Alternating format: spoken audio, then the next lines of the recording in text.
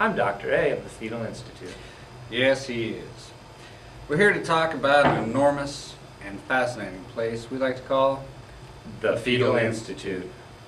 It is the only for-profit, only fetal institute in the world. Well, starting in the most humble way many years ago, our institute now is a multi-acre complex, literally thousands of pickled human fetuses in jars. In the very beginning, we only had one fetus, and we didn't even have a jaw. That's right, we used to keep it in a shoebox. Then we moved it to a coffee can. I can remember taking it to and from work in a brown paper bag. I believe we called that one Tiny, didn't we? That's right.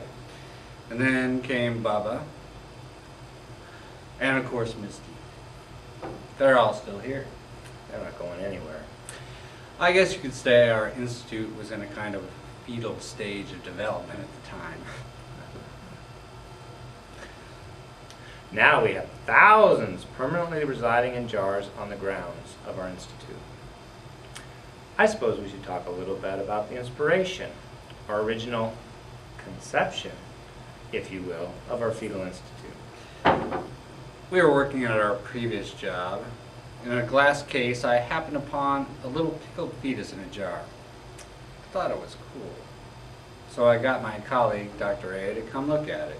I think my exact words were, "Wow, look at that fetus." Then he said something that really struck me. He said, what if somebody came along and found someone had taken a bite out of that fetus's head? Really made me think. This little bit of inspiration gave birth to the whole Fetal Institute. After bouncing some ideas off Dr. B, we realized there's a whole bunch of stuff you can do to pickle fetuses. It's difficult for us to summarize our work here at the Institute. In fact, we could fill volumes trying to explain it and it still wouldn't be very clear. At least not to the average citizen, layperson, or even non-citizen. Especially not children or really old people. Our sole purpose is to study fetuses in jars. And we study the hell out of them. Over the years, our studies have branched out and taken us into a whole new world of what we call social interplay and manipulation of the fetus.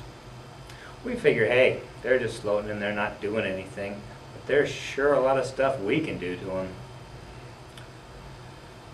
We would strongly suggest you read our mission statement on the Cool Fetus website if you want to get a glimmer of our quest here.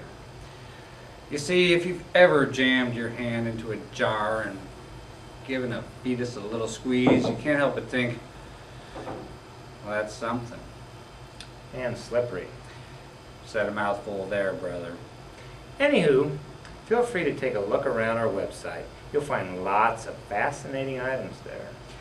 And if you happen to be in the neighborhood, stop by the Institute and we'll show you lots of really cool fetuses. Heck, if you catch us at the right moment, you might even take one home. And if not, there's always our bin of fetal rejects, which we sell. So keep your fetus on the ground. And keep reaching for the jars.